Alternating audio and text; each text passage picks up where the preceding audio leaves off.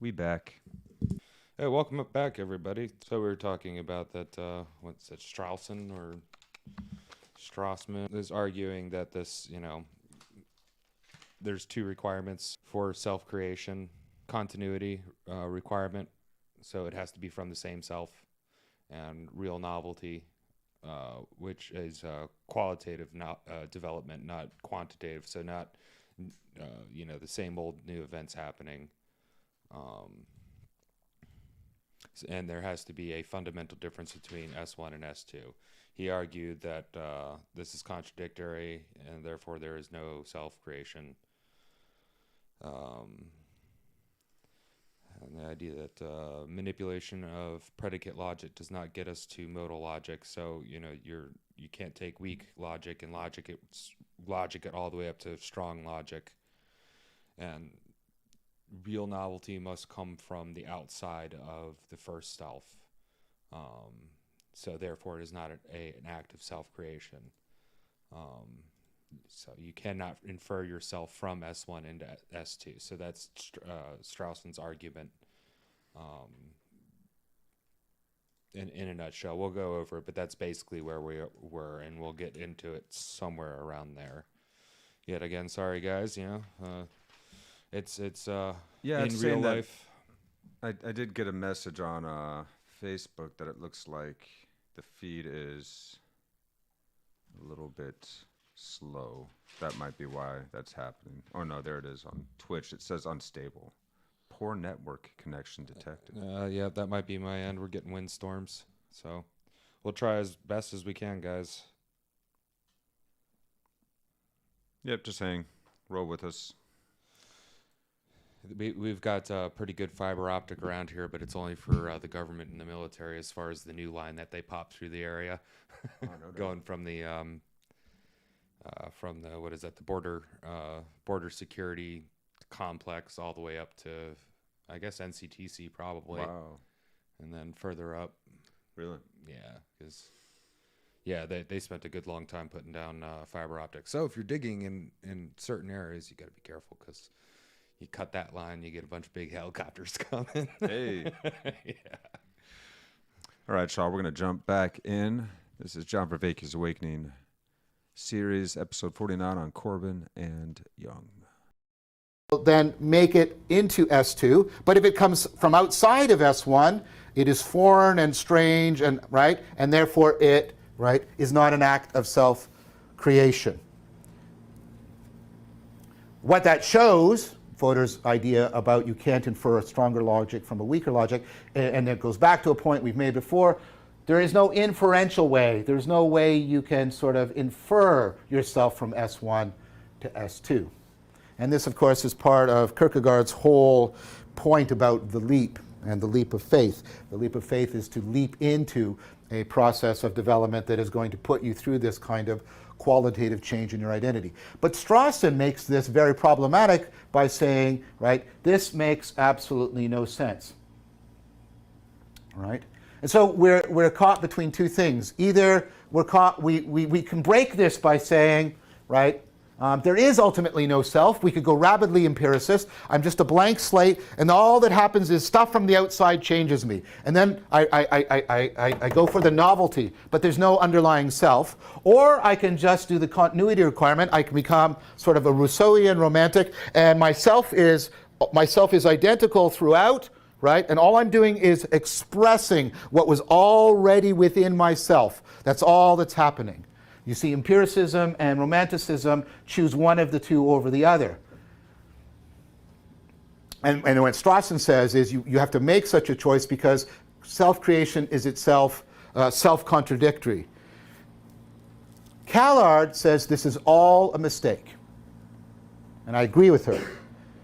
She argues that this is both the empiricism and the romanticism, at least the Rousseauian decadent romanticism, is not adequate or accurate of our experiment of developmental change.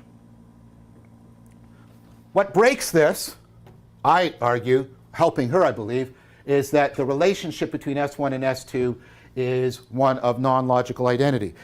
something, of course, we practice, the narrative practice hypothesis, by engaging in narrative all the time and making ourselves into temporally extended selves that have a non-logical identity through time and through development.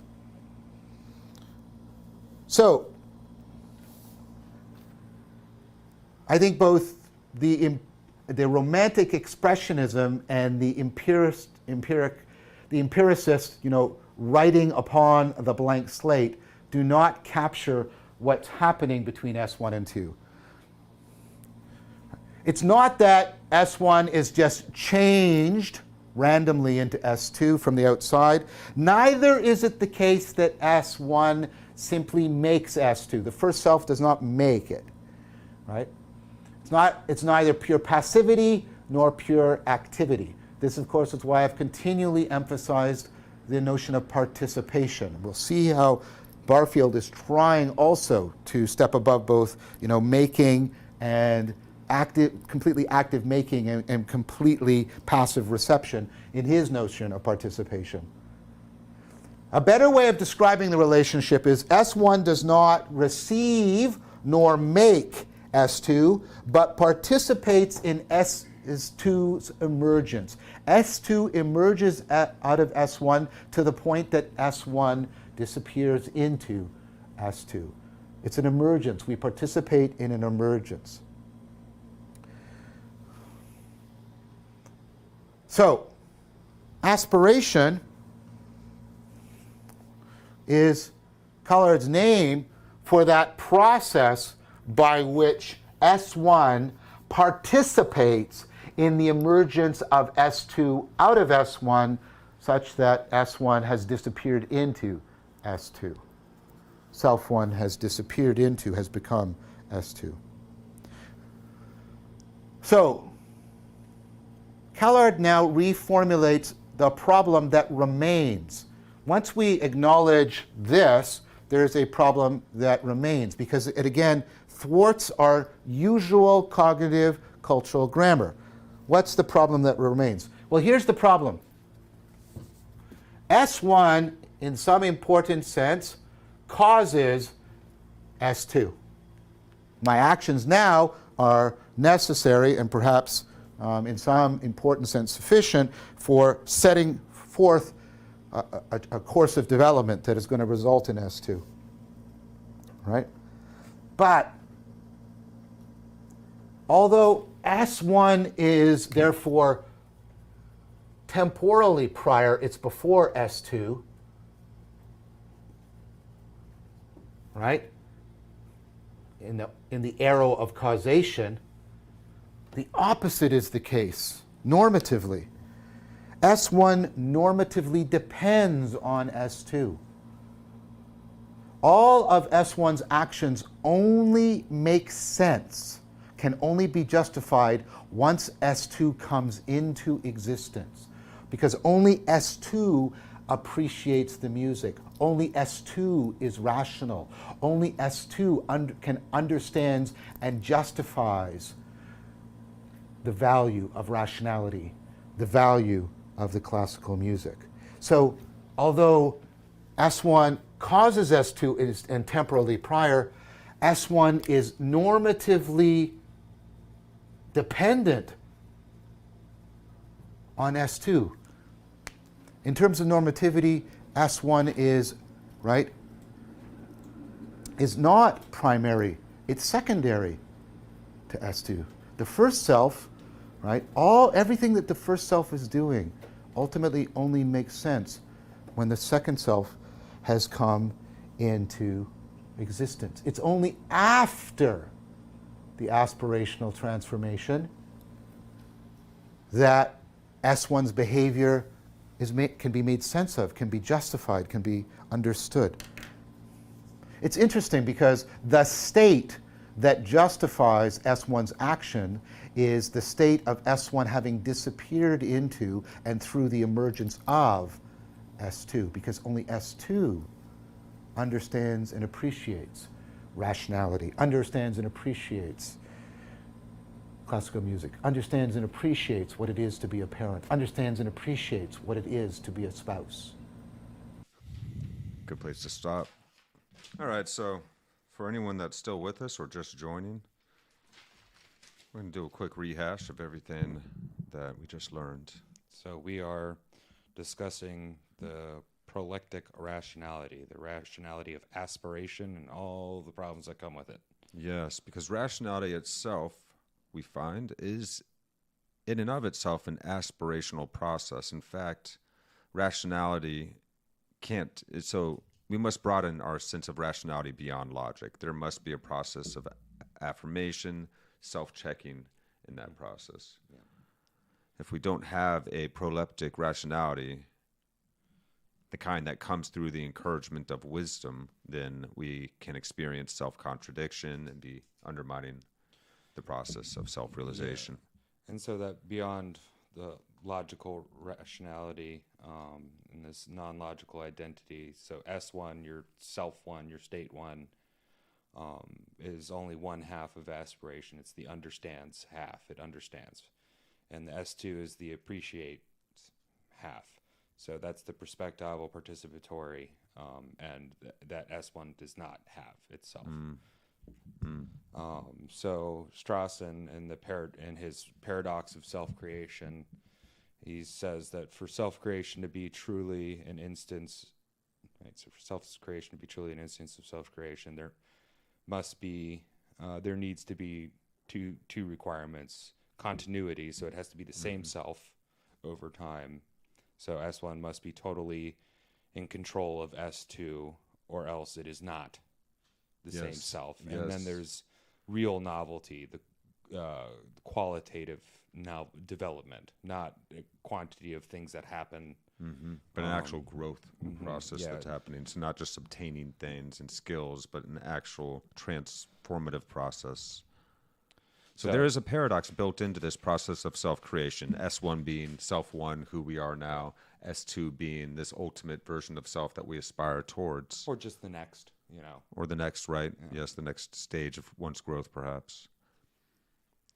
And the appreciation of S2, the appreciation S2 has is bound up in this perspectival and participatory relationship that S1 is unaware of. Mm-hmm. Yeah. So you can't have one without the other. It must be something continuous between the two, like you were saying there. If it's not the same self, there can be no process of aspiration. So it's got to be that the S1 and the S2 self are the same, but we've got to find a way around this paradox, because it can't be a continuity argument alone, and it can't be a real novelty argument alone either. So Strawson argues that this idea is contradictory, therefore there is no self-creation, because the logicking of weak logic does not create strong logic, right? You can't use something within the, say, logic to make better logic. There is nothing, I guess his argument is there's something always coming from outside that makes the change, therefore it is not self-creation, right? It's not S1 that's doing it alone. Yeah, that's real right. novelty in his argument is that something must come from outside of the self-one self, and is not an aspect of self-creation. There must be a leap of faith. Yeah, well, that's where that idea of leaping in will help with this, because there's two questions: am I a blank slate, which is the empiricist notion, and then there is the or am I just expressing my true self out onto the world as I go? The romantics notion. Yeah, and then Collard, she doesn't feel that either of these questions are adequate. Yeah, both empiricism and romanticism are not accurate of our experiential developmental change. Yeah, but narrative is one thing that fixes this non-logical development through time. Well, narrative is a good narrative has development through time, and the fact that you can put yourself in the shoes of the character, say, is very non-logical. You're not them. That might not even actually exist, right? The archetypes, for instance, as symbols that we can see through and learn through, that are beyond us. Yes, that are novelties outside of us, that at the same time we still can relate with. That's beautiful. So the relationship is one that we may practice through narrative, through that non-logical identity, as DJ was just noting. And it's not that S1, the self one, is changed from the outside. It's not merely a passive activity nor a pure activity. It's a participatory activity. It's a participatory relation. S1 does not receive or make S2, but it emerges through aspiration to the point that self one disappears into self two. Yeah, and well, that makes sense. Or is absorbed by, or transforms into, yeah. Like if you, so you start out doing something and you're a novice, and then an apprentice. The novice dissolves into the apprentice dissolves into the journeyman dissolves into the master. That's right. The master dissolves into being the teacher, and then dissolves away. Yeah, so the one who was aspiring initially to learn how to do something is not the one that they end up becoming. Yeah, or any point, or really any point through activity alone. Yeah. Though the self is still the same self, it's not like there has to be the aspiration that brings it all together. Yeah, so basically, it's so thinking that, okay, well, S1 goes into S2 linearly through time, but the reasoning of everything S1 does is it is dependent on S2, on the emergence of S2. That's right. The imaginal relation with that S2. Yeah. So S2 creates the normative value for S1, justifies S1's, like, oh, you said you wanted to be a doctor, but you failed, well, not doctor. So S1 is not, Yeah. So S1, self 1 causes self 2, though self 1 is before self 2, temporally prior. The opposite of that, S1 is normatively dependent on S2. All of S1's actions only make sense once S2 comes into being existence. So this is what DJ was just noting. So it is only after that aspirational becoming that S2 can be understood. Or that S1 can really be understood. Yeah. And its relation with S2 can be understood. Well, before we had the idea of a student, and the value of, say, students getting together and learning all that stuff, there must have been, well, there's the idea of the end, the end The idea state. of a master. That then justifies all the actions of the student, because what's the student doing if not trying to become the master, right? So, inverse to time, but as far as ordering goes, but the normative order seems to be informed from S2 into S1. Yeah. And that's normative dependence is what the term that Vervaeke used. And this might all seem a little bit complex or opaque, but it's a very subtle notion. It's a very subtle way subtle difference in how we orient ourselves towards reality that can bring us into and keep us more so in an aspirational mode where we are participating with this imaginal ultimate outcome in order to disappear into that outcome and complete that circuit. And it's almost like, this problem we have here of normative dependence. It's like, how do you get, well, I guess without without a leap of faith, if you will, how do you gain an understanding of S2 before S2 happens temporarily? Because we are still, we don't see the end product first. We just don't. Yeah, you can't. You can't experience it. You won't know how much you really do actually appreciate classical music until after you've gone through the process of listening to it. It's kind of like reading a crap review about a movie, that's like, oh, the best movie ever, yada, yada, yada, whatever. It's like, well, that's just a hope. Yeah. What's the movie going to be? Yes, you're letting go of the wanting to appreciate classical music enough to forget that part of yourself so that you can actually just experience it freshly and newly in that moment and without any preference sides of self in the way, Well, and that's that word, appreciates. Appreciating isn't really a having thing. It's a doing, experiencing thing. Yeah. and ultimately a positive thing. I don't know. You could probably negatively appreciate things too. I love hating on crap movies. It's bad, bad '80s body horror movies and stuff. I love crapping on it, but it's still, there's still love there. Yeah. Right.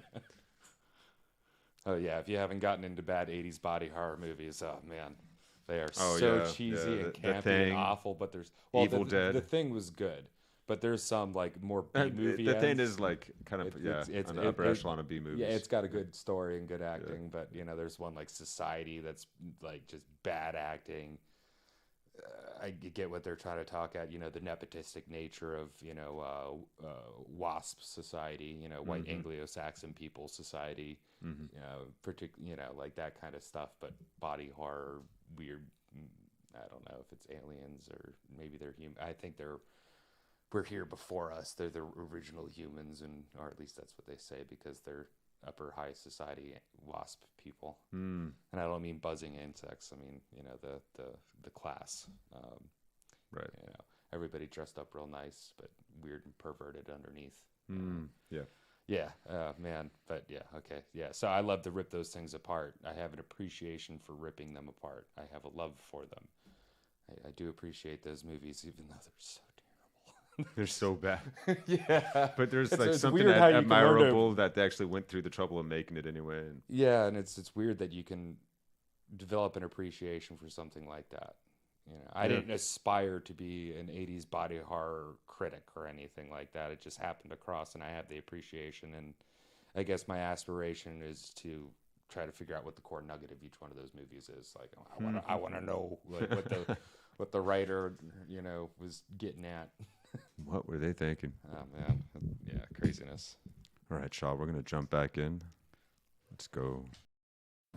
So this goes against our normal way of doing things, right?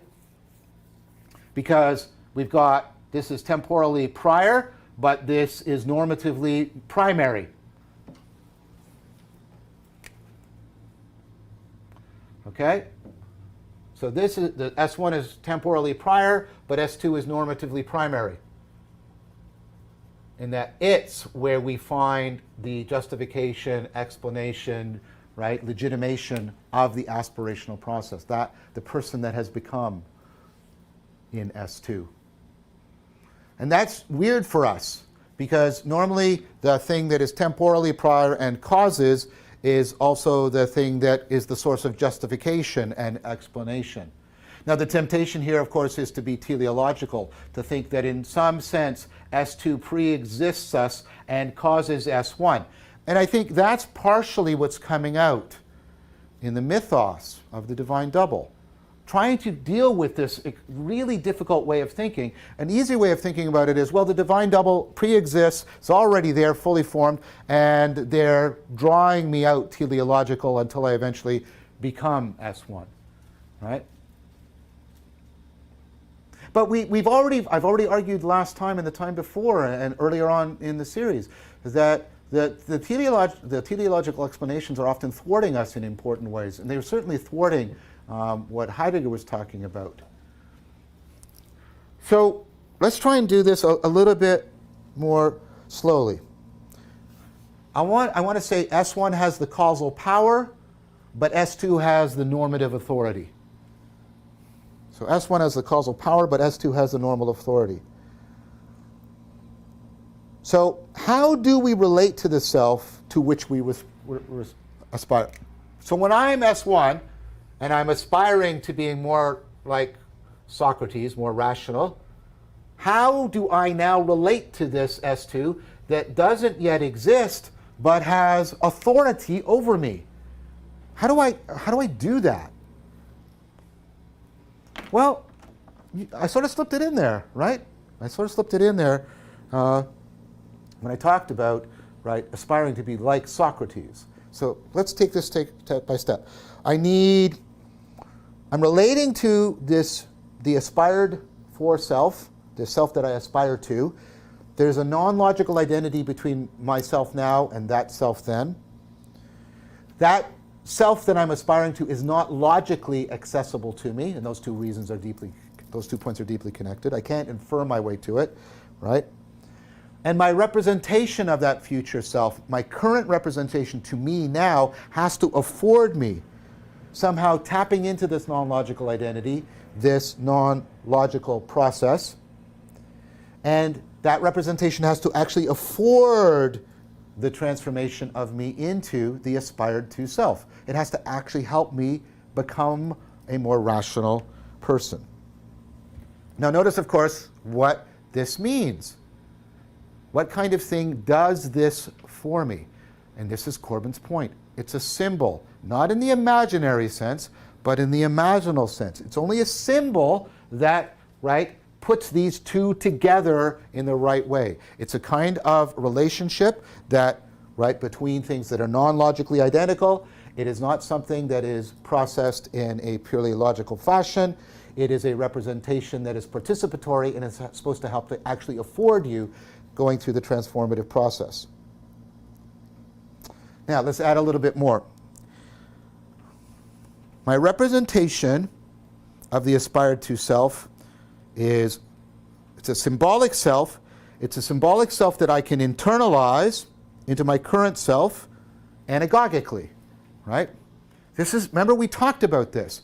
We transcend ourselves by internalizing how other people's perspectives are being directed on us, right? So remember, Spencer internalizes my perspective so that he becomes metacognitive. The Stoic aspirant internalizes Socrates so that he can self-transcend and become more Socratic, right? So the symbolic self has to be internalized. And notice what's happening in internalization. Right? Internalization is something other than you, yet it becomes something that is completely identified as you. Not just as an idea, right? It becomes part of your metacognitive, reflective rationality in the case of internalizing Socrates. It becomes part of the very guts of the machinery of yourself. Why anagogically? Because what I'm doing, right, is I'm internalizing this symbolic self, and what it's doing is it's reordering my psyche so that I see different ways of being in the world, and as I inhabit those new ways of being in the world, they allow me to then re-internalize. Remember this, I internalize Socrates, and and then I indwell the world in a more Socratic fashion, which allows me to better internalize Socrates so that I indwell the world in a more Socratic fashion. Or perhaps for the Christian, Christ comes to live within them until they live more Christ-like, so that Christ comes to live within them more. So there's more internalization, more indwelling, and that anagogic process takes off of its own accord. But it's not something that that's just passively happening to you, that coupled loop. It's not something you're just making happen. It's something that transcends receiving and making. It is participating. So, what we're doing is you have this symbolic self that internalizes other people's perspectives, others who live a way they make viable to you, the self you aspire to. But as you internalize them and that self is transformed, the world is anagogically transformed. Also, the world is playing an important role in this. So what I'm suggesting to you is the divine double is a mythos way of trying to capture this dynamic process, which we've discussed at length in this series. And what it does is it represents this process in kind of a linear narrative, and therefore it simplifies it into a simple kind of teleology. But there's a sense in which I think that teleology is overly simplistic. It's not capturing the participatory nature. The danger with the teleology, of course, is it tends to overemphasize the passive receptivity on the part of S1 in the face of S2. So, the divine double, I think what people were trying to say with the mythos of the divine double, it's an imaginal symbol, that affords the dynamic coupling of anagoge that allows you to participate in the act of self-creation, the act, or a better way of putting it, the act of aspiration. The divine double is you, but it's not you. It's the advanced others that you've internalized into you, but that eventually become you. And so you live differently in that in a new world. A way of being becomes viable to you. Right? It is the self you will be, not the self you are now. But if there is no inkling in your current self if there's no inkling of an identity possible and already beginning to be actualized between your current self and the future self, right? Then of course, it's not going to be part of that aspirational process. Here's you. Right? You're in this frame, right? You're trying to move to this one. I'm going to separate them just so I have room to write. Normally this one is round and encompassing, so please allow me this just so I have room to write. Right? The divine double, right, allows you to internalize from this more encompassing frame into your current frame. But that is simultaneously, and here's the shining in, here's the shining in through the divine double. Angels are glorious, they shine. Here's the shining through, right, into your frame. But that shining, that internalization, affords you moving towards indwelling that more expanded world. It engenders a transframing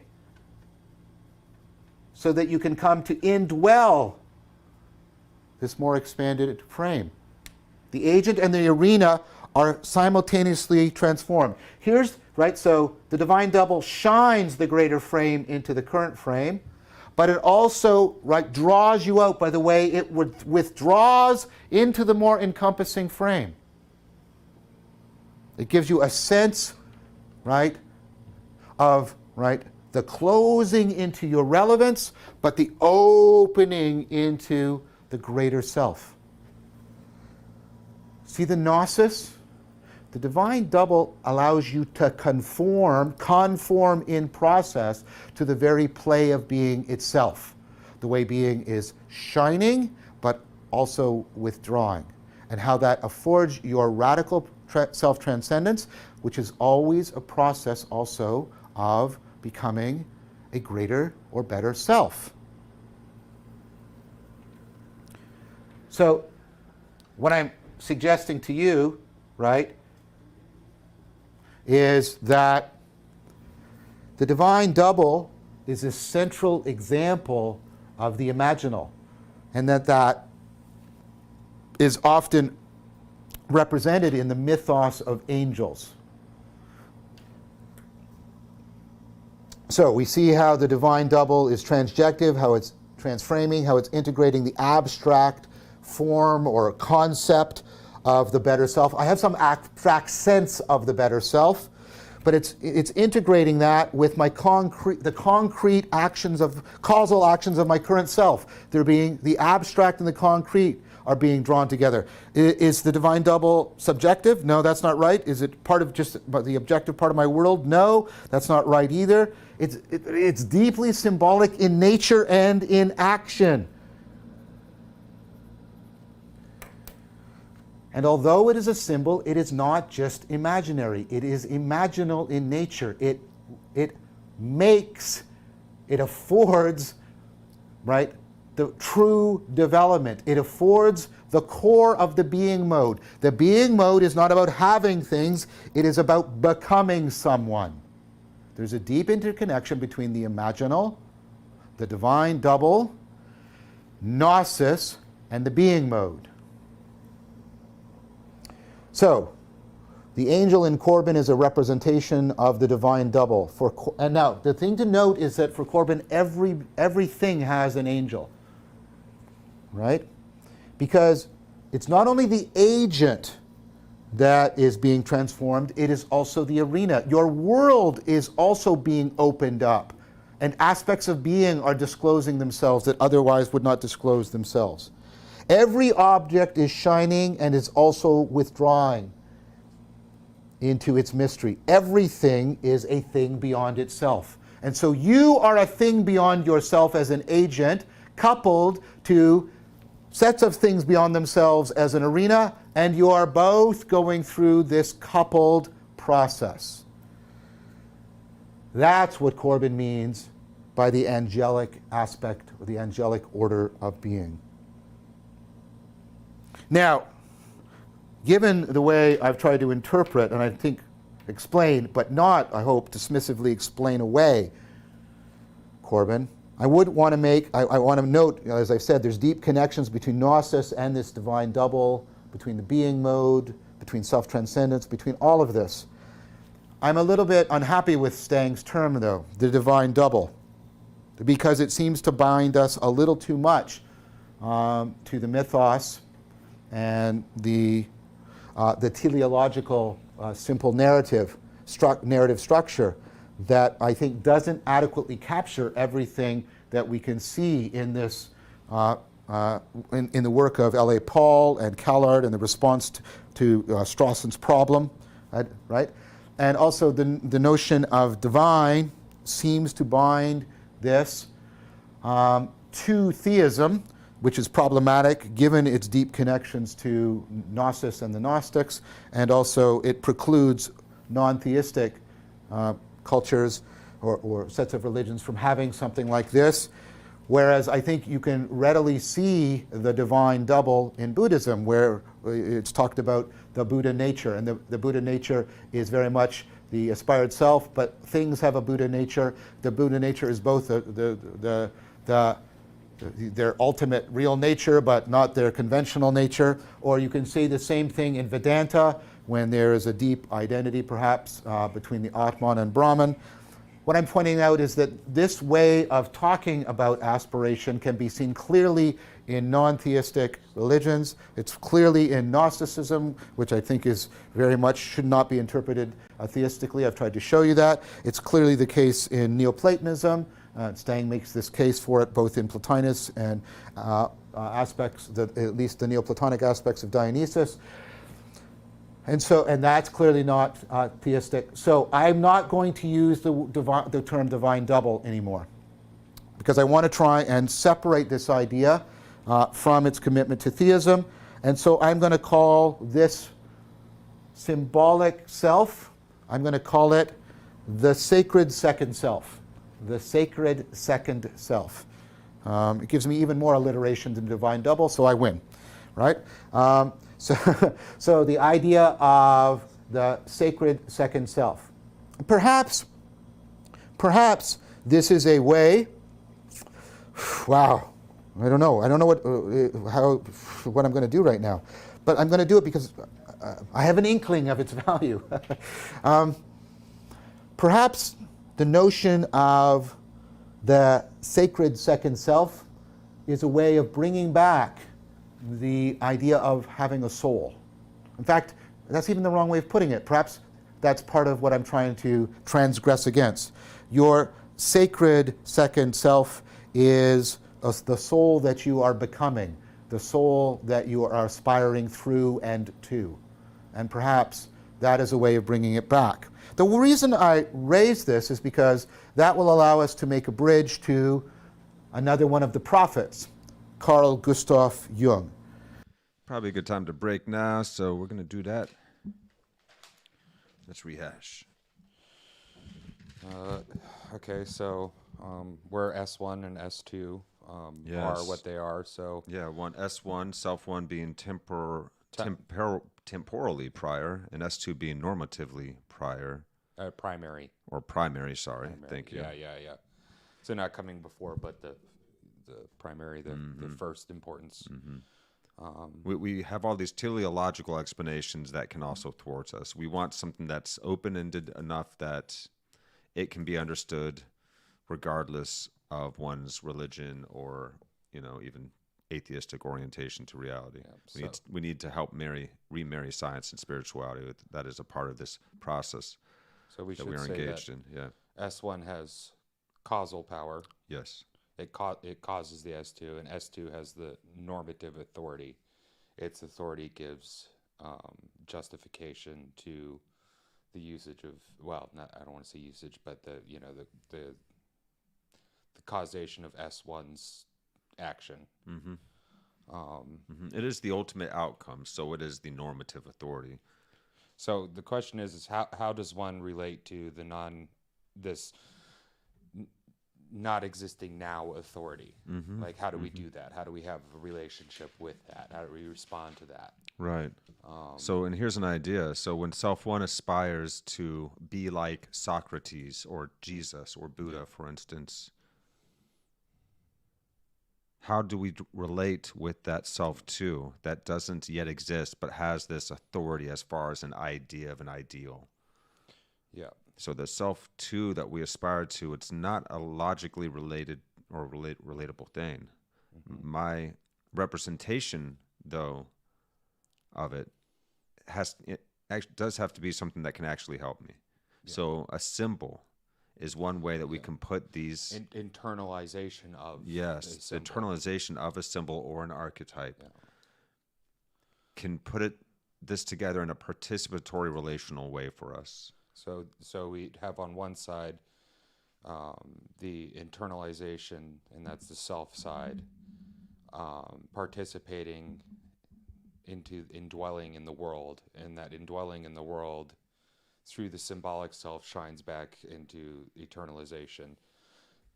So you could say, like, okay, so like with the internalizing Socrates, you internalize this other person, and you participate in that, in seeing the world through their eyes, seeing the world being through the their way eyes, that participating in the world, feeling through the their way eyes, that they weren't, that they and then had having been revelations or things being revealed to you through that symbolic self. Revelations of the being mode. So that's why this is a being mode way of realizing that higher self. Essentially, this divine double is a mythos way to capture this process of internalization, participation, indwelling, and then the symbolic self shining back through. So the way he broke it down, I really like that. It was just a tiny little graphic, but it made it all come together. So you have this U box, this S1 U box, and then this greater one that is still you, but it's greater around you. Yeah. And the divine double carries you into this greater you. It carries you by shining from the greater you. And this indwelling gnosis, this knowing, so I'm embodying Socrates, I'm working through it, the knowing, what would Jesus do by doing it affords us to move towards it, the greater you, and then that symbolic self greater you, then the imaginal you, shines back again, the divine W even more shines so back now. And so then it's recursive, and all with it's imaginal, gnosis, and being mode, wrapped in being mode, in the being perspective. So Corbin's idea of this angelic aspect, he had this, everything has this beyond itself thing going on, this constant ancient arena back and forth, and that's what he's referring to as the divine double, right? Yes. But yes. Vervaeke has an issue with the word divine, and actually I kind of do too, because in modern language, the way we use it right now, you say divine, they're like, oh, you're just getting into some woo-woo spiritual stuff or crystal gripping or whatever. Right. So like I can understand that, and also it doesn't, it's not graspable by people who are atheists or like things like that too. And Vervaeke's idea is to make this it could be graspable, but not graspable in an appreciable way. You know.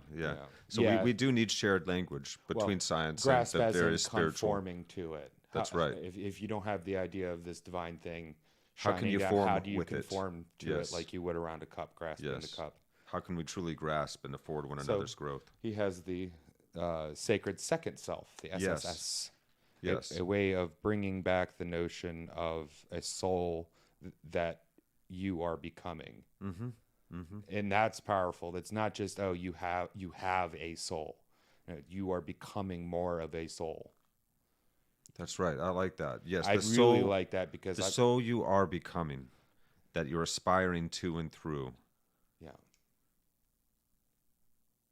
Yeah, that's a great way of bringing back the idea of having a soul. It's like it's this ultimate potential that we are becoming and aspiring towards. Yeah, well, That lives through and us. it's not the having of the soul; it's the being It's the of being the of it. soul. It's the aspiring to that allows us that relation with it. So, and what we're doing is going through this internalization, which reorders our psyche to other ways of being in the world. And this is what helps us afford growth through the being mode. So this improvement becomes a recursive participatory relation. And you're right, that divine double being a mythos way of expressing this was a beautiful effort at helping describe how self-realization can even be possible. Yeah. But it doesn't always include the participation. It can be more passive or receptive. And that's certainly what it's turned into. In fact, now it's just we're told what we're supposed to believe, and then we think that faith is now reciting that belief back out to the world, Well, proclaiming. it's not just something shining down; it's also you participating and growing. It needs to be an orientation towards life, a way of being, like trying to embody, internalize the way of Jesus.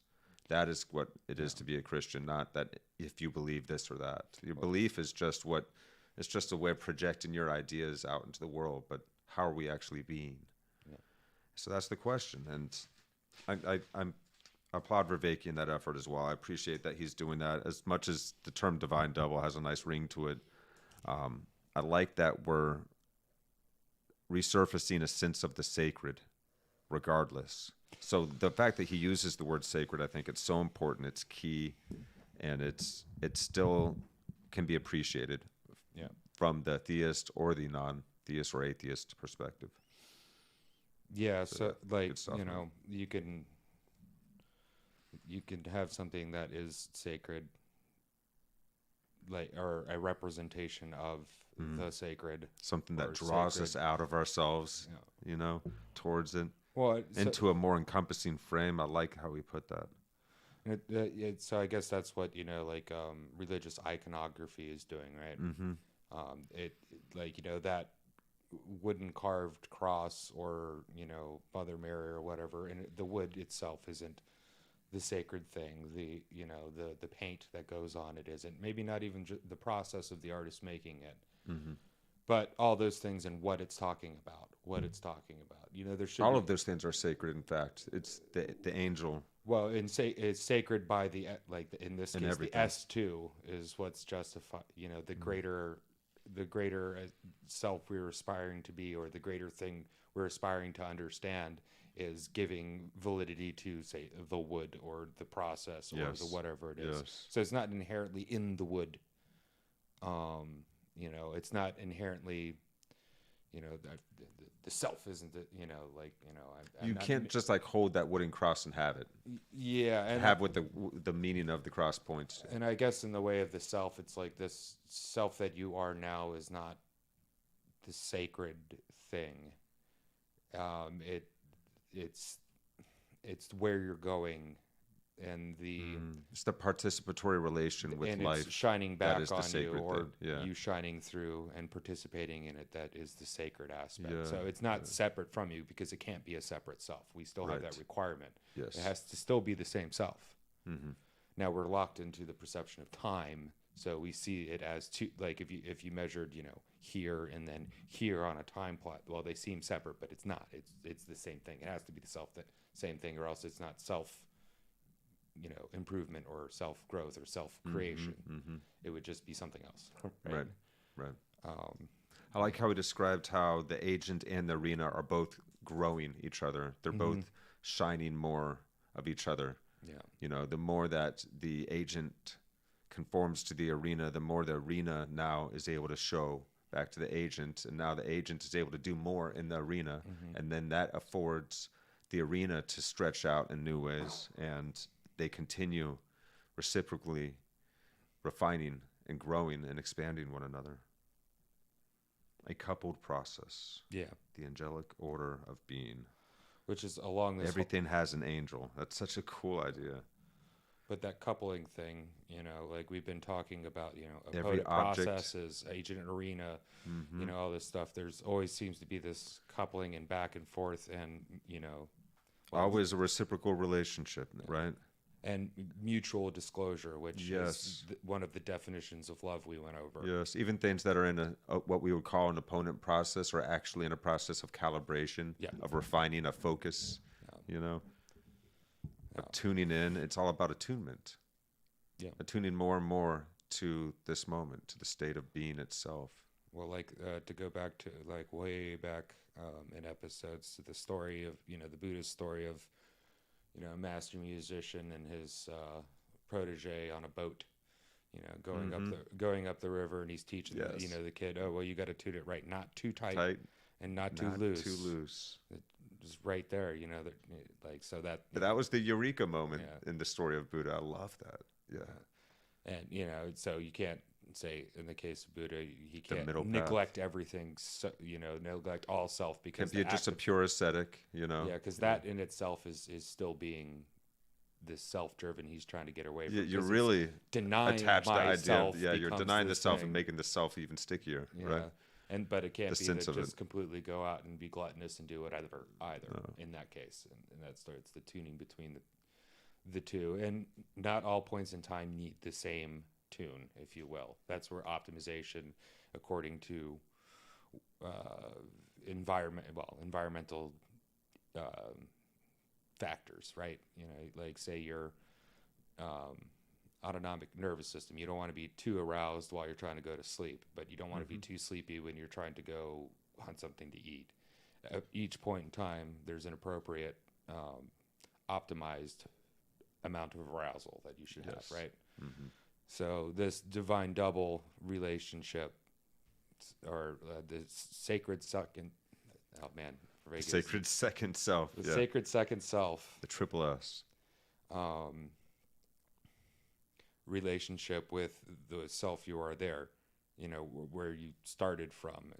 At some points in time, you're probably going to be more in the indwelling end of things, whereas other times you're more, having the shine down upon you times. Same thing with scaling up, and scaling down, Yes, whether it's meditation or right. contemplation. Yes. Yes. This whole series has been an attempt to create balance through all these topics and ideas in this long conversation people have been happening since the first caveman decided to put on the heaven elk he just killed and pretend to be it while his buddies pretend to kill him to show people what happened at the hunt. Yes. Yes.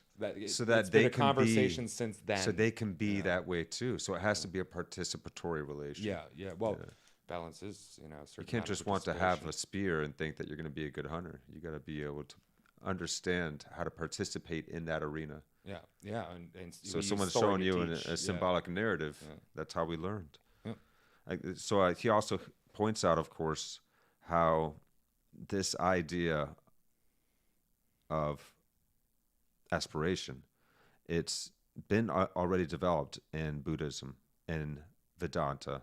In Buddhism, it's the Buddha nature, the ultimate attainment.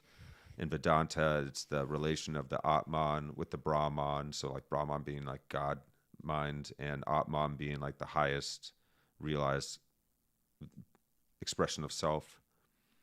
So it's clearly in both non-theist and theistic traditions.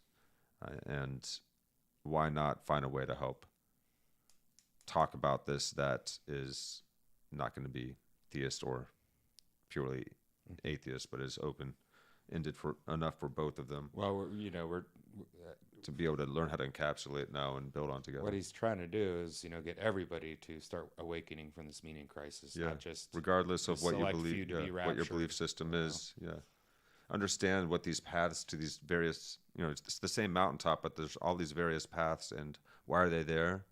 What about them has worked for us in the past? How can we optimize our relation to them? How can we recapitulate a relationship with the ineffable and become the highest, greatest versions of ourselves and create a better world for those that come after us and Hey, those alive today? And if you're super selfish, at least just create a better world for you, so it's less hassle, huh? Hey, fair You enough, know, right? well, because thinking about it, I guarantee you won't be the same selfish self that you were before if you really, um, If you really take it start on walking the path. aspirationally, Yeah. if you Well, start walking the path, yeah, right. that is inspired by those greats that have come before us, these Well, Jesuses and Buddhas and Socrates and who nots and whatnots. yeah. All right, guys. Well, we got looks like about 20 minutes left here, 18-ish. So we're gonna jump on back in. In fact, that's even the wrong way of putting it. Perhaps that's part of what I'm trying to transgress against. Your sacred second self is the soul that you are becoming, the soul that you are aspiring through and to. And perhaps that is a way of bringing it back. The reason I raise this is because that will allow us to make a bridge to another one of the prophets, Carl Gustav Jung. Because this notion of a relationship to a sacred second self that is perhaps what we were always talking about when we invoke the word soul is central to Jung's work. One of Jung's crucial texts for representing the meaning crisis and linking it to his particular psychology is the book Modern Man in Search of a Soul. So the response to the meaning crisis is that modern man has lost his soul. Now that doesn't mean that a ghost has slipped free of a person's corpus and is somehow floating around untethered. Jung is trying to talk about, I'm going to argue, the loss of a real relationship to the sacred second self that is needed for responding to the meaning crisis. And there are deep connections, therefore, between Jung and Corbin. And this is not just similarity of argumentation. Jung and Corbin had a deep interaction, a deep influence on each other. They met regularly together at the Uranus conferences and discussed. As I mentioned, I find that Corbin is more responsible to that relationship than Jung. Corbin talks more often about it explicitly, whereas I do not see Jung given enough credit to the influence of Corbin on his thinking. Nevertheless, we can move between Corbin and Jung by picking up on this idea of your relationship to your sacred second self. And I think this is the best way to understanding the process that is central to Jung's whole notion of, it's both a notion of development and a notion of self-transformation and a notion of how to fundamentally respond to the meaning crisis. This is Jung's notion, of course, of individuation.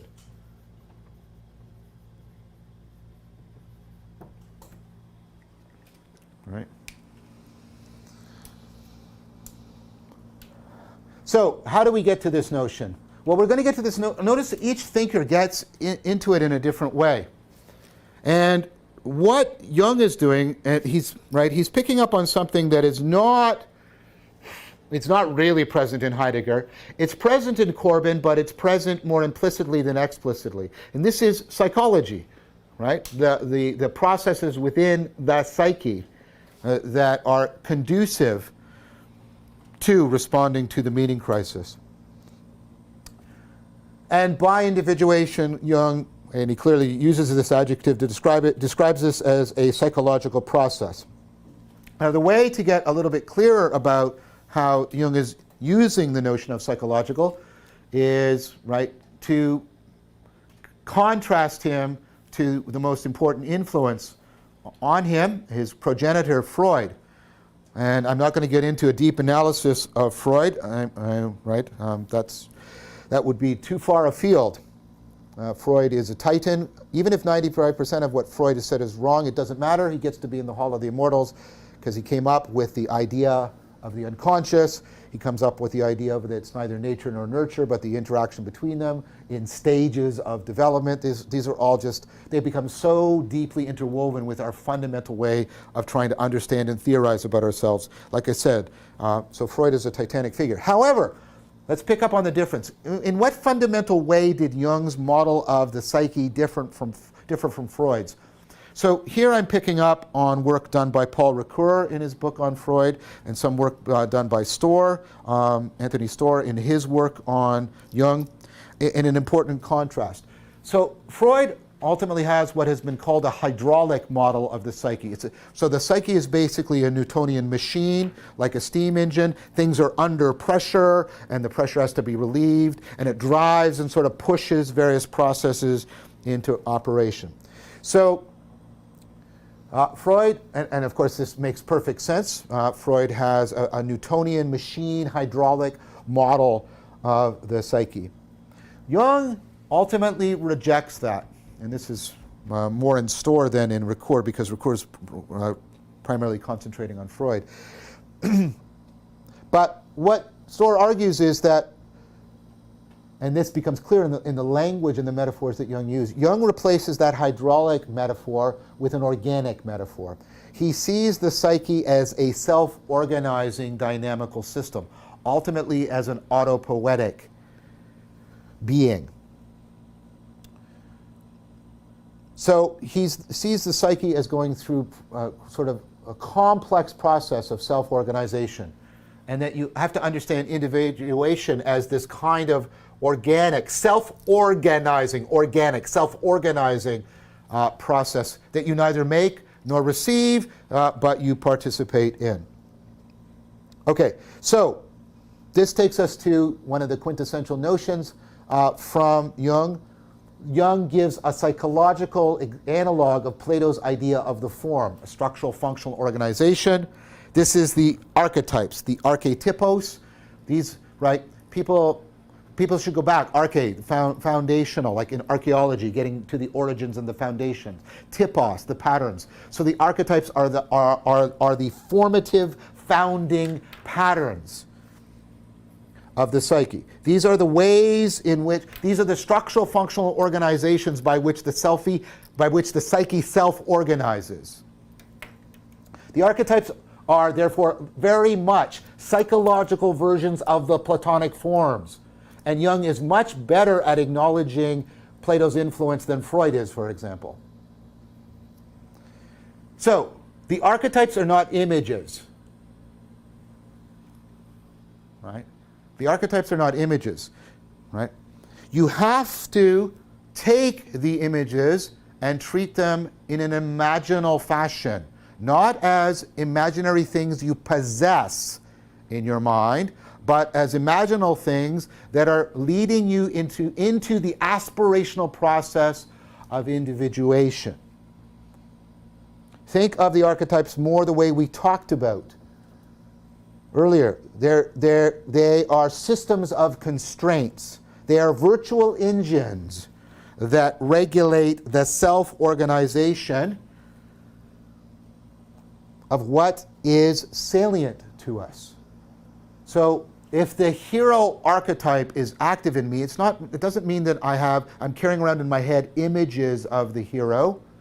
It means that, right, this is an imaginal relationship in which my salience landscaping is being transformed, so I'm anagogically interacting with the world and undergoing aspirational self-transformation so that I'm becoming more and more heroic. Think of the archetypes much more adverbally than adjectivally. An archetype is a way in which you are anagogically coming to be, not something in you, right, that you possess and reflect upon. So, Jung argues that all of these, like the psyche as a whole, these archetypes, insofar as they are virtual engines of self-organizing processes, are autopoietic. They have a life to them, These archetypes are the way, and I hear this word deeply, way as method and path of development. The archetypes are the way the psyche makes itself as a living organism. That's what I mean. Think of archetypes in a deeply adverbial fashion rather than adjectival. Sorry, that was a mistake. So, where's the sacred second self? Well, let's talk about the ego and what Jung called the self. And he's influenced, right, by Vedanta. This is the egoic self, and this is Atman, right?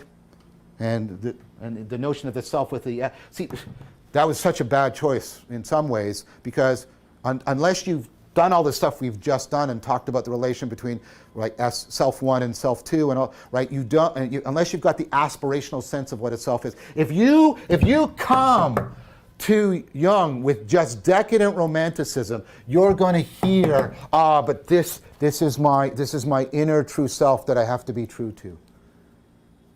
You're going to relate to the self adjectivally from the having mode. Very great temptation to get into, right, narcissism, right?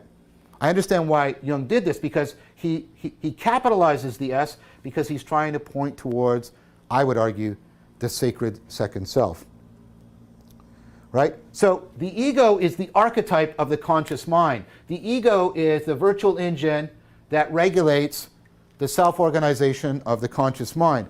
What's the self? Well, it's kind of the archetype of the archetypes. It's like Plato's notion of the good, which is the form for how to be a form, the eidos of the eidos. It is the virtual engine regulating the self-organization of the psyche as a whole. It is the principle, the self is the principle of autopoiesis itself. It's the ultimate virtual engine that constellates all the other virtual engines so that the psyche can continue its process of autopoietic self-organization. Remember, when a system is self-organizing, its function and its development are completely merged. It develops by functions and it functions by developing. So this functional model is simultaneously a developmental model. That's what makes it aspirational. It is simultaneously functional and developmental, right? So one of the things you can do is you can set up an interaction with these imaginal, symbolic entities, the archetypes, and that interaction can be internalized into the perspective. So I can interact with the hero archetype or the shadow archetype, and that will actually be internalized into the way the ego self organizes. Ultimately, that can become part of this, the dialogue between the ego and the self, what Jung calls the axis mundi, the axis of the world. Very maybe overwrought way of putting it, but in some ways I understand what he's trying to get at. This is the process, right? As I dialogue through the archetypes with the self, the ego's perspectival knowing and its participatory being is being fundamentally altered. This is the individuation of the ego. The ego individuates through its dialogue. Notice that anagogic, resonant way of talking. It's dialogue with the sacred second self. And notice ultimately how that falls back to Plato and Socrates, this notion of dialogue. This, of course, is the basis of Jung, and notice the similarity here again, of Jung's deep, right? Deep criticism of literalism and fundamentalism. Because, of course, the imaginal, right, the archetype as imaginal, sits right here. It mediates between these. Right? Why is Jung so critical of literalism and fundamentalism? Because it is to reduce the imaginal nature of the archetypes into simply being imaginary.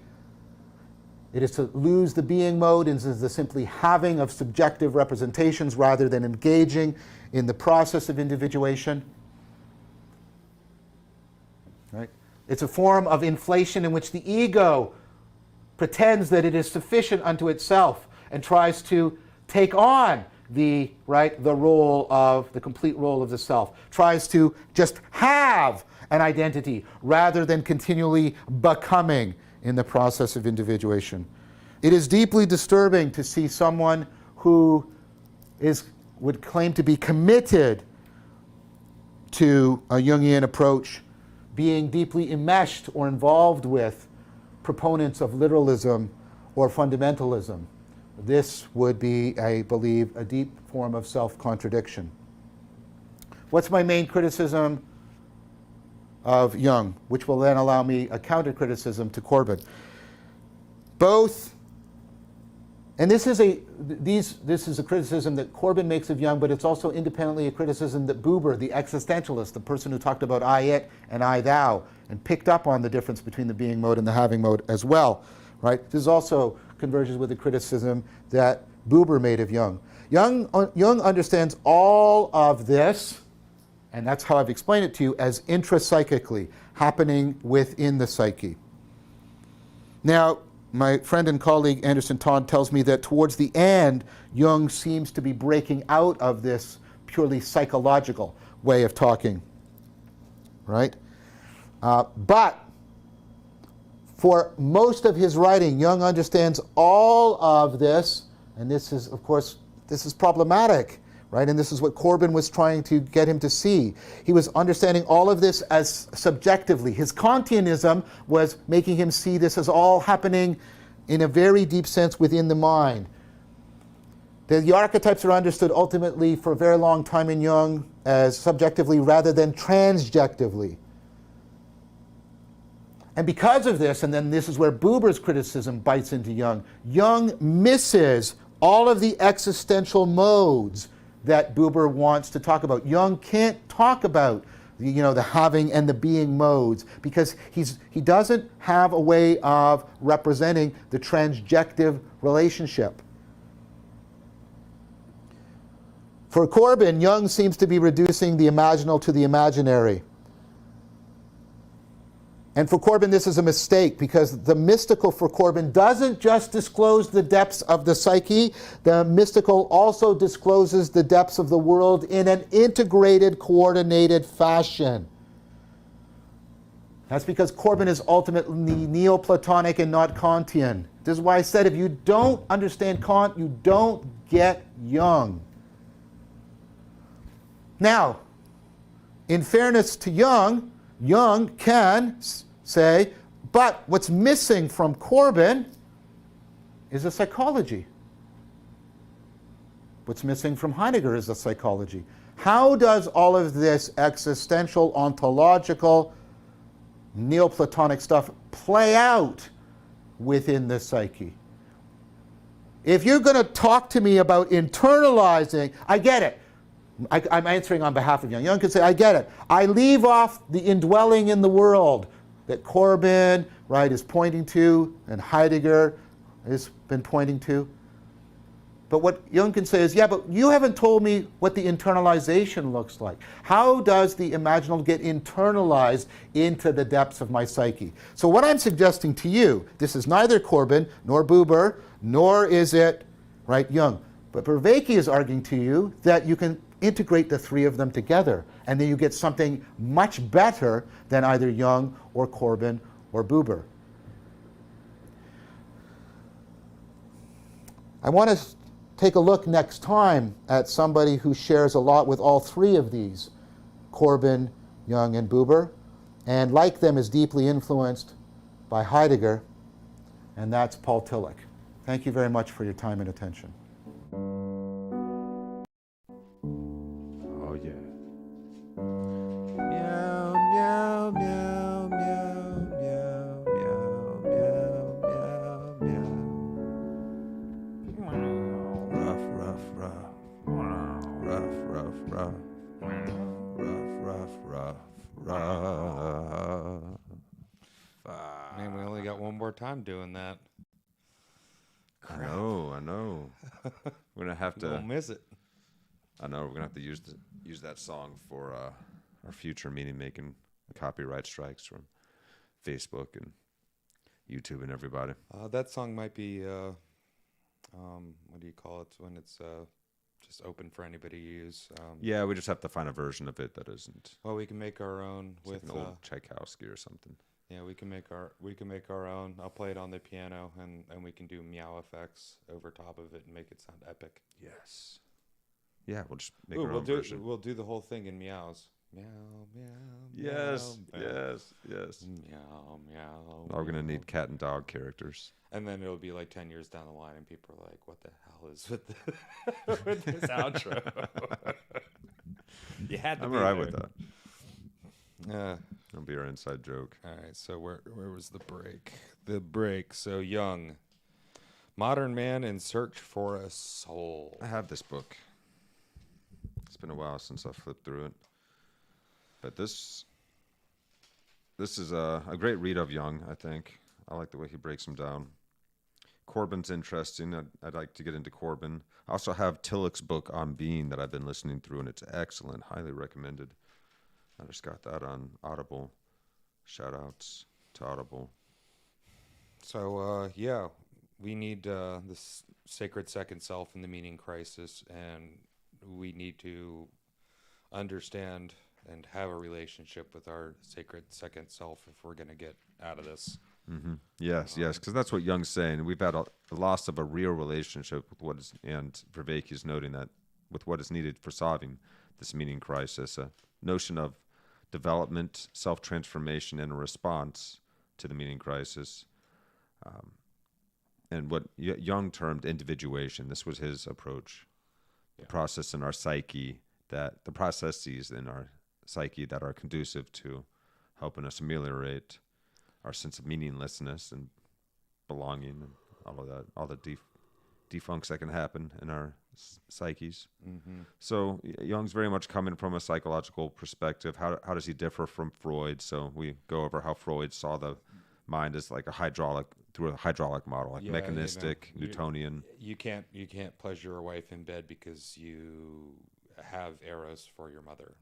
Yeah, this right. Yeah. happens to that. This force pushes upon that force, and out comes that. Yeah, and Jung thought about it much more organically, and his metaphor was that the psyche is a self-organizing system, and as Vervaeke puts it, self-organizing dynamical system that we neither make or receive but participate in.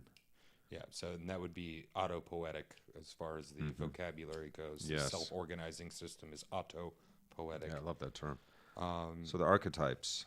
Yeah, that's the psychological analog of Plato's forms are the archetypes. And arc meaning foundation, and type or typos meaning pattern. So these are like the formative, foundational framing patterns that our psyche utilizes. So, but archetypes are not images. They have to be treated as imaginal patterns that lead us through an aspirational process. So they are like a symbol.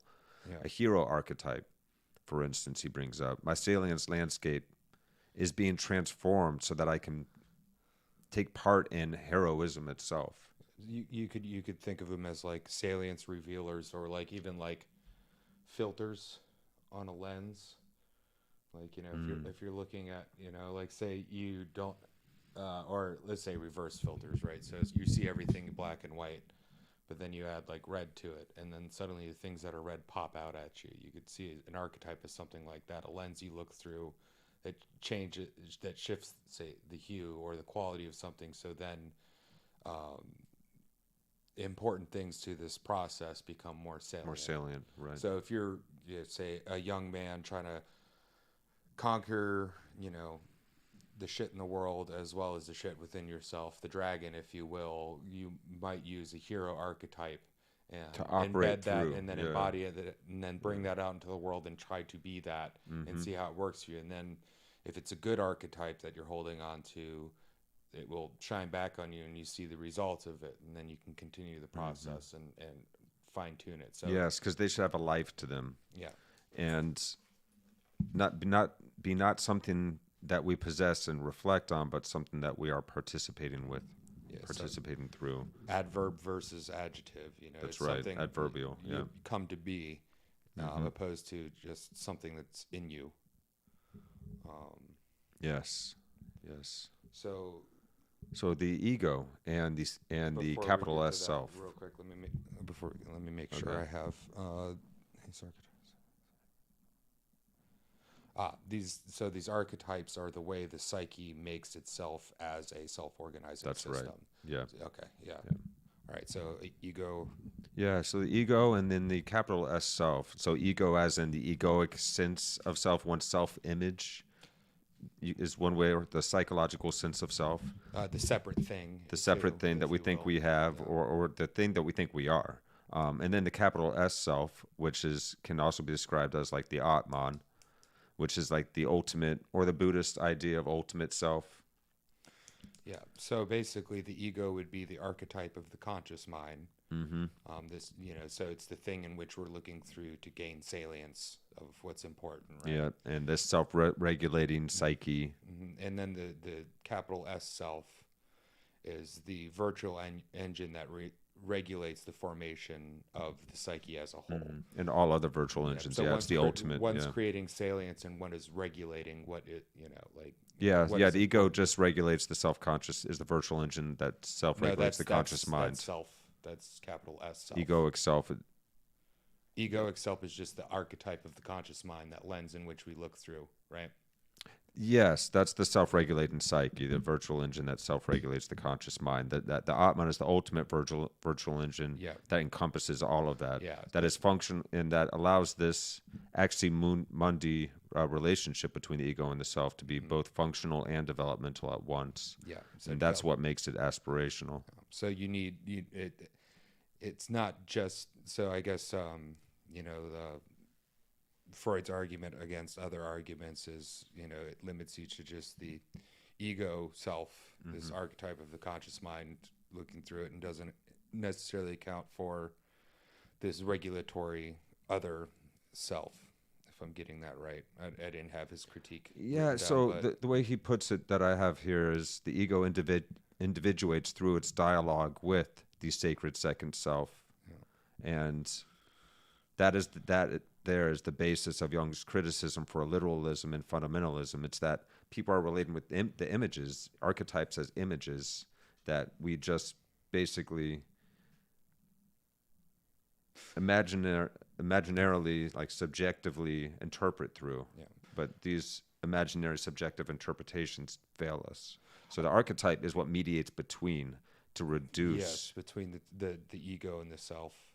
Yes. So there's the ego that is an archetype of a kind of the conscious mind, and then there's the different archetypes we use, these different Platonic forms we use to facilitate the self, the capital S self, and the ego. Mm-hmm. So yes. To regulate and to view and to regulate and to view and to regulate the view. Yeah. And so to reduce them to imagination or subjective interpretations, that's why we're failing at it. It's not just an image. So Jung's that you believe in. Criticism of the mechanical hydraulic idea is it stops at like the ego. It's just the ego that moves everything. And the ego is just trying to have an identity rather than become. It's not interested in a process of becoming. It just wants to have. Yeah. That's the having mode. Yeah, and it is, if it is an archetype of the conscious mind, it is trying to find what is most salient. Mm-hmm. And if you become obsessed with your own ego, yourself, lowercase s, ego self, becomes most salient. Yeah, right. Of course, yeah. And then there's no regulation at all, and then it's an inward spiral of we have words for those people. That's why cultures have invented mindfulness practices and contemplation and prayer and things for eons, because we need some way of checking that. So the main criticism of Jung that Vervaeke points out, and that others have spoken on, is that he seems to understand all of this subjectively himself. Yeah, what is it? Intrapsychically, so only within the psyche. Yeah, so he's very much subjective rather than transjective. He missed the existential modes of having and being. He didn't have the terminology for them, and so he missed that. So he seems to reduce the imaginal to the imaginary. And Corbin himself, as Vervaeke notes, he misses the psychology, like how does it actually play out in the psyche, that indwelling process. How, Jung was kind of like, okay, well, all that, arena stuff, but what is the, what's going on? What's going on inside to make that happen? Yeah. So now we're going to look at, in our next episode, how we might be able to integrate Jung, Corbin, and Buber together. Yep. So that's man. All right, that's about as much as I gathered. It's another one of those episodes that I'll probably getting a lot more when I do the rewatch, but it's still like we were talking about in between during some breaks. It really is starting to make a lot more sense now. Everything else, there's still so much to garner from each episode, but all of the little puzzle pieces are now fitting together.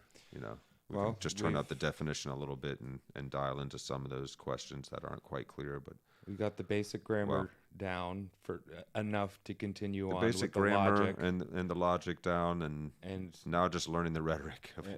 Well, they're all also they're each helping each other as well, because you learn the grammar, okay, and then you start to get the logic. Some of the grammar goes away because there's just so many words, but you still have this inkling of what it is in your head and how it all fits together. But then through practicing rhetoric, as we are trying to explain our notes and all this stuff, you can recapture some of the lost grammar and logic as yes, along the and way. then it keeps going. Keeps yet again. It's I guess proof to this concept that Vervaeke is really getting at here. That it's this cyclical process. And I would say we're aspiring to be more learned and astute and understanding of this kind of stuff, as well as make meaning in our own life. And we're trying to cultivate wisdom, baby. My S1, a year or so ago,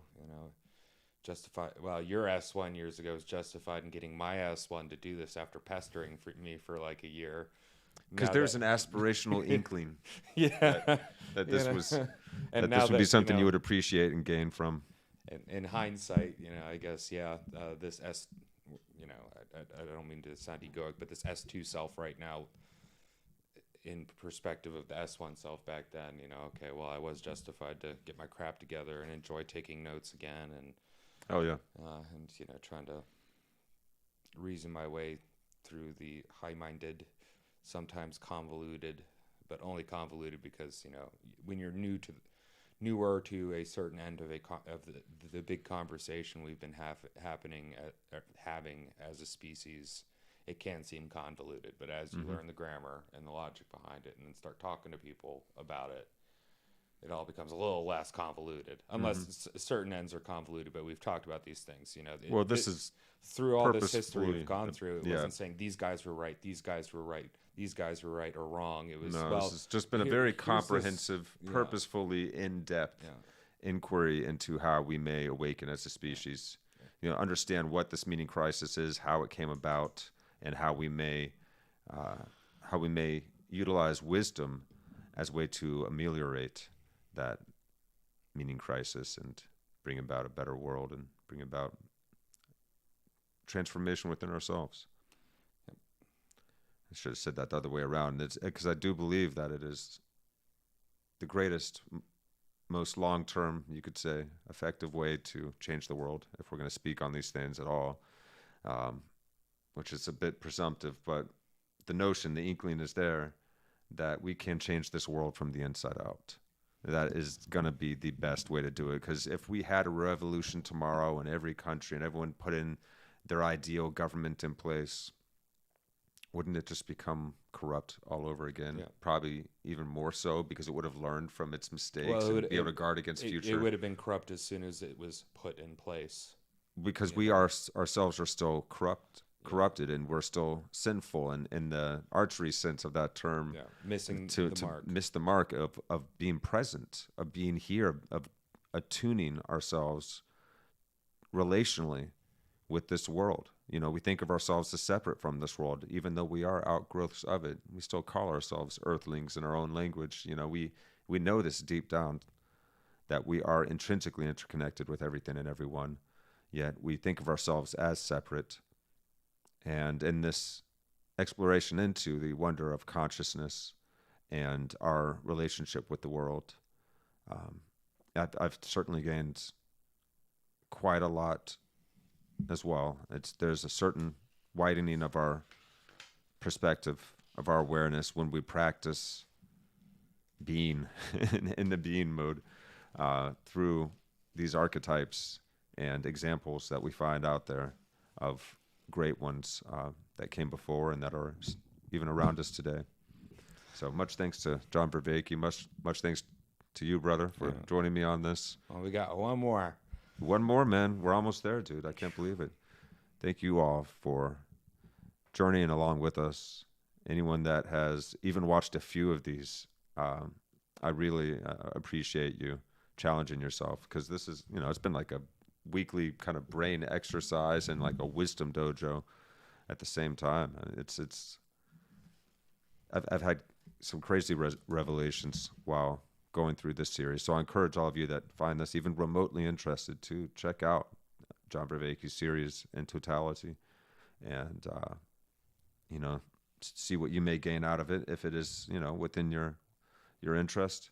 If not, there's plenty of other ways to approach how we may be in the being mode evermore each day. So whether that be Stoicism or Buddhism or Christianity or whatever it is, I encourage you to take that on. Let's be in a relation with this world and these times that we find ourselves in, rather than disconnected and kind of just out there in the water thrashing about, trying to get a hold of something so that we can stay afloat. Let's actually lean in. Yeah. That's all I got to say about that. Oh, yeah. Speaking of lean in, that's one of our new jams that we're going to be playing coming up on March 1st. DJ and I are in a band, for any of you watching that aren't aware, and in the state of West Virginia, in the town of Martinsburg, on March 1st, there's going to be our band with our newest member. So our new updated lineup is going to be in full effect. We got somebody on keys playing now, and you should come out to the show and hear that and see who that is for the first time. Michael Maverick and the Chaos Effect is going to be playing, and Rattle Root is going to be playing. They're awesome. Michael Maverick is awesome, and I'm really excited to hear his new band. So it's going to be a good night at Bad Habits Bar and Grill in Martinsburg, West Virginia. That's Bad Habits Bar and Grill. Look up American Dharma Band on YouTube, on Facebook, on Instagram for more information. And thank you guys so much for tuning in. I don't know if you can see this, but Oh, that's great. this is the bean whose bean is in question. The bean whose bean is in question. Yeah, the bean whose bean. It's a bad drawing of Hold a it up bean. again. Get it closer and let the camera focus on it. I don't know if it will. There it goes. Yeah, it just came in real well. Yeah. There it is. That's the bean. It's a bad bean. Whose bean is in question. Yeah, from a previous episode, but that's been running through my head. Should make a T-shirt out of that. I like that. I'd draw it a little bit better, but yeah. Yeah. No, that's good. He's supposed to be like, whoa, and then if I draw the mirror a little bit better that he's holding, then have it shining on him, like a few lines coming out or something. and then have another bean face also going whoa, but slightly different. Oh So, man, you could make an animation, like a GIF of that would just go on forever, where it like zooms into his eye and his eyes reflecting the mirror he's looking at. Oh man, And so it's like, boom, it just keeps I going. think you're overestimating my artistic capability. You could find someone that could help us do that. So, I was about to say, I'd be lucky if I can get one that looks okay enough to put on a shirt. There might be some pretty user-friendly animation softwares we could play around with and All right. utilize. All right, Shaw. Brain's getting tired. We're going to get off to sleep, but appreciate you all. Make sure that you're giving love to John Vervaeke. Like and subscribe to this podcast if you're enjoying. You can always find us on Spotify, Apple Podcasts, everywhere podcasts are found. Every one of these live streams shows up after the fact on all the podcast networks. So make sure that you, if you enjoy what we're doing, smash the like, smash the subscribe, throw some ratings down, throw some comments down. Feed the algorithm. Feed me, Seymour. Let's continue on, guys. We in this together, and when we're working together, it's kind of buoys us. It feels good to know there's others out there. So we're grateful for all of you, and find the others. All right. I've been DJ. I've been Chris. We out.